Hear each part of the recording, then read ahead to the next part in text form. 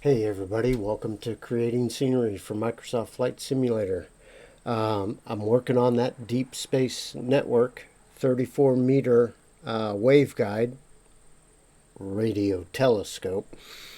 And today I'm just going to give you a teaser of what's coming up in the next video. I'm still doing some modeling. I was lucky and I got access to some construction videos of this being constructed.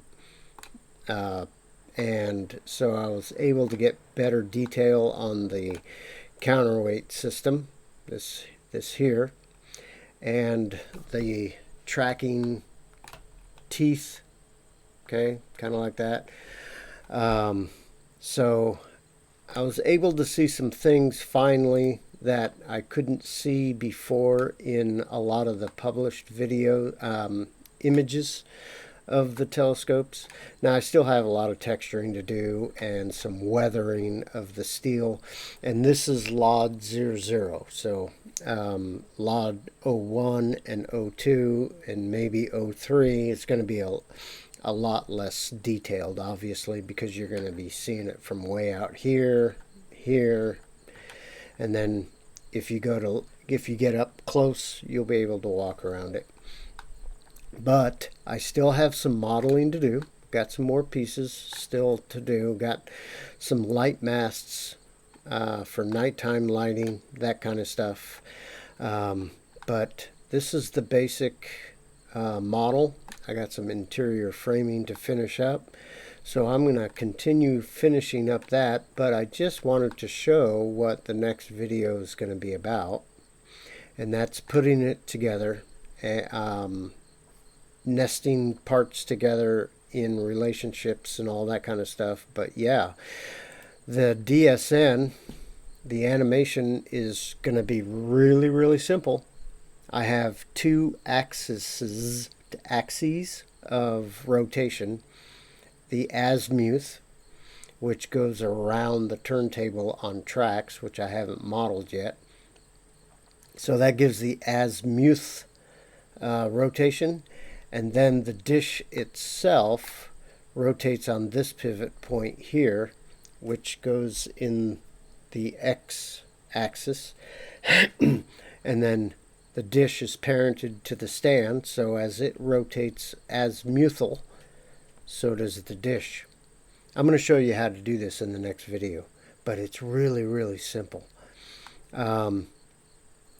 Some facts that I was trying to base the animation off is animations in the sim are based on frames per second, okay? And I was trying to pick out the average frames per second, and I believe it's probably around 30, I guess. So the animation might be faster or slower depending on your frame rate. But I calculated that this thing has a tracking speed of 3 degrees per second. And if I did my math right, it will make a full revolution in approximately a little over 2 minutes, okay?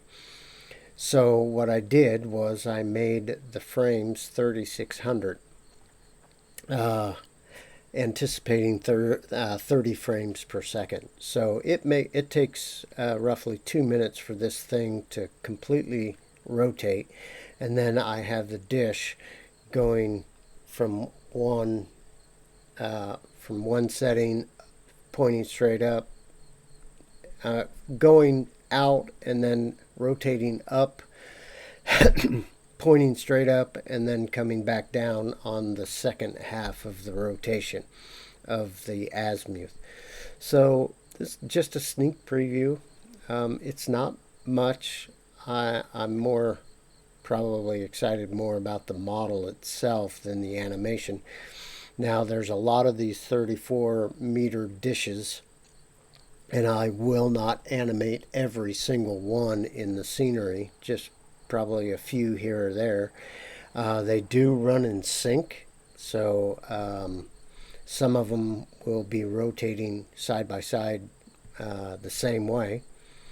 And then I'll continue making the other radio telescopes. The dishes are pretty much the same in every one of them, except the stands are different.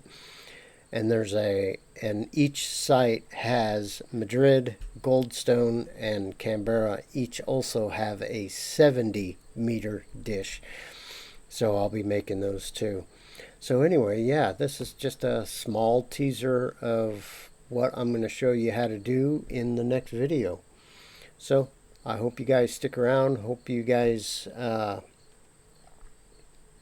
decide to subscribe to My Physical World channel and hit that notification bell and all those other things. Make comments. The algorithm loves interaction between YouTubers and who's watching the video. I am not a YouTuber, by the way, even though I have videos on YouTuber. I'm just an old guy sitting at his desk doing what I love to do, and that's flight simulator, modeling, science, all that kind of stuff. So I hope you guys stick around. I know you're not excited, but I hope that you're excited to see where we'll go next. So the next video that I put out, I should have more detail on the actual scope, and then I'll show you how to put all the parts together, do the relationships, and do the animation. And I will see you guys on the next video, and have a great weekend. This is Fun Friday. We'll see you later.